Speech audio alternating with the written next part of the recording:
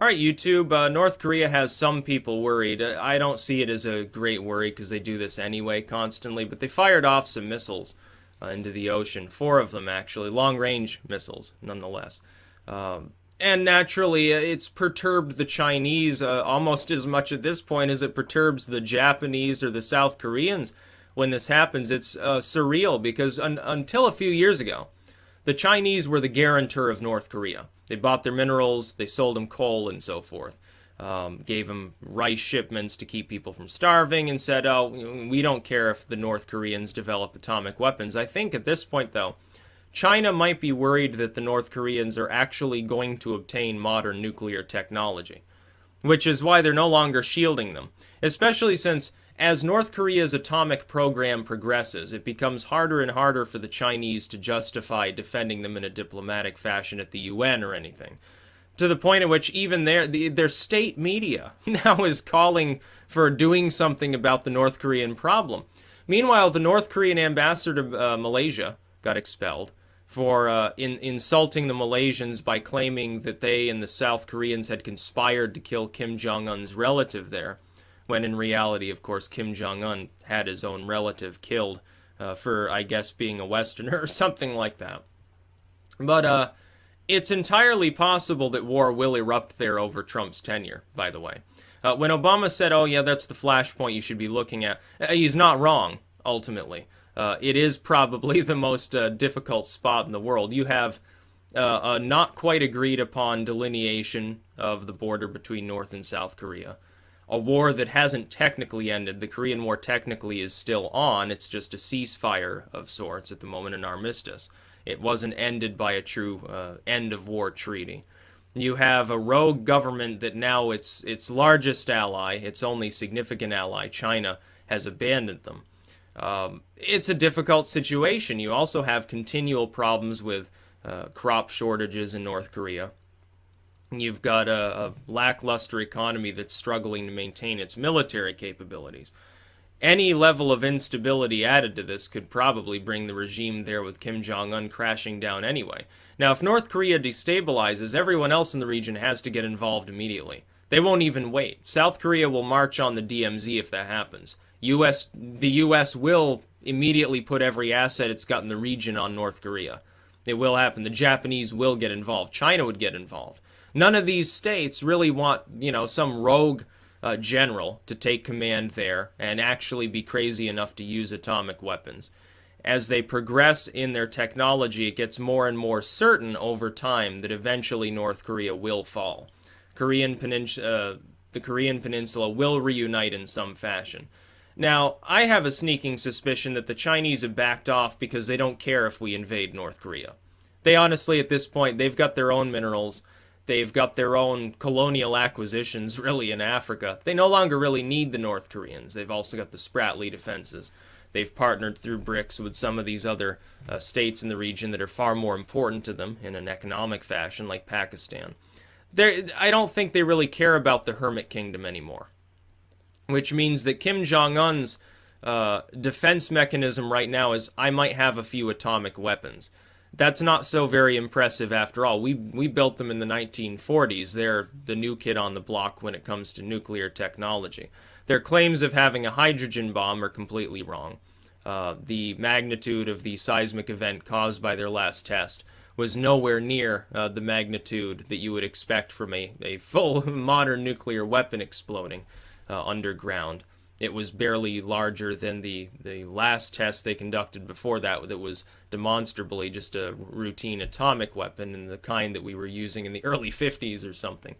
So they're still far behind. If you want to look at a country that might accidentally or purposely unleash nuclear Armageddon on somebody, you're looking at maybe Pakistan or Israel or something like that. You're not really looking at North Korea. Kim Jong-un, if he intended to invade his southern neighbor, would have already done so. Especially in times of stress. I don't think he intends to attack anything offensively. But at some point, either because North Korea destabilizes, the government there is overthrown, even more prolonged famine, some other sort of problem there, or because a mistake is made, it will be necessary to invade and reunite the Korean Peninsula. The South Koreans aren't going to take that initiative because I don't think they really want to deal with the problem on their own. They don't want to take initiative, expend their blood and manpower, reunite the peninsula, have to rebuild half of it because it'll be bombed out and it's already underdeveloped anyway. They don't really want to do that. Absorb a bunch of new citizens who are likely to vote for weird political movements within what would become United Korea.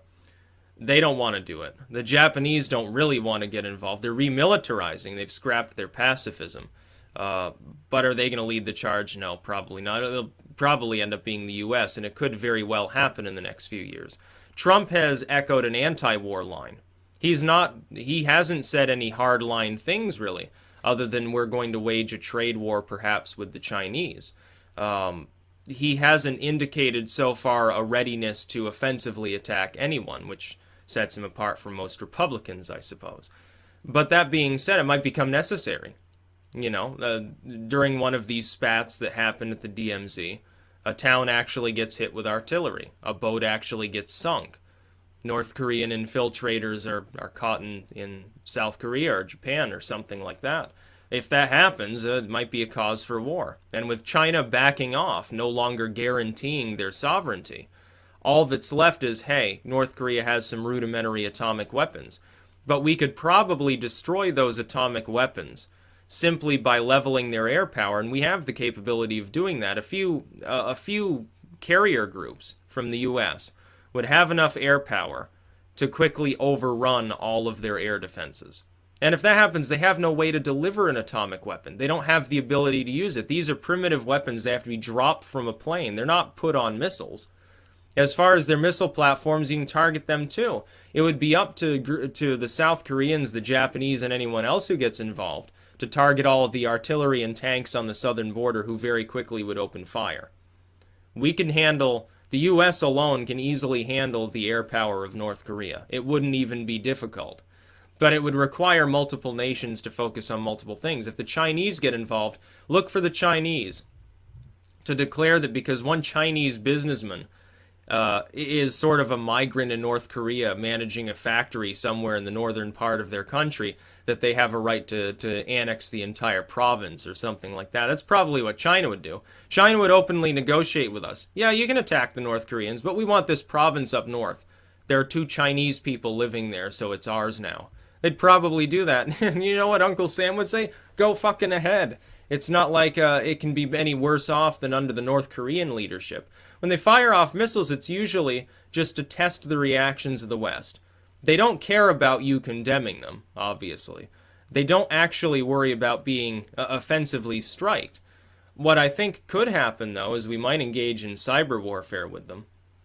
We might engage in trying to destroy their centrifuges or whatever the hell they have set up. We could do something like that. That would technically be an act of war, as Hillary herself, in an astonishing moment of clarity, actually declared it would be if someone did that to us for a military purpose. It would be an act of war, I suppose, but then again, North Korea doesn't have true offensive capabilities. They don't really, even if they mobilize the whole population, give them small arms. Who's to say that some of those units aren't going to immediately go rogue and start shooting at their own military in a liberation struggle? You could have an amusing moment where North Korea gets mad enough to actually attack somebody, mobilizes its manpower, and then devolves into chaos or something like that. I don't think it happened. I think that a lot of people there are truly indoctrinated. If you've watched North Korean TV, you know some weird shit that goes on in that fucking country. If you look at like the movies that they have, it's warped. You can't even understand exactly what's being said in the dialogue necessarily, but you can get the gist of what's happening. And they seem to have 5 or 6 recurring themes. One of them is, we're victorious in our struggle. We've been liberated, and all these people living outside North Korea are basically animals. Another one is, I disobeyed orders, but it was for a greater cause. I disobeyed the local commander in order to follow the teachings of Kim Jong-il, and so actually I did a good thing. And he is ashamed and reprimanded, and I am elevated and considered heroic or something like that. Another one seems to be dating, honestly. Oh, these military boys are so cute. So, sort of stuff like that. They got this like weird cartoon stuff. It's basically like South Korean anime, only it has like a total military message, sometimes an atomic message. It's just watch North Korean TV whenever the live stream comes on, if you can find a working live stream anymore anyway.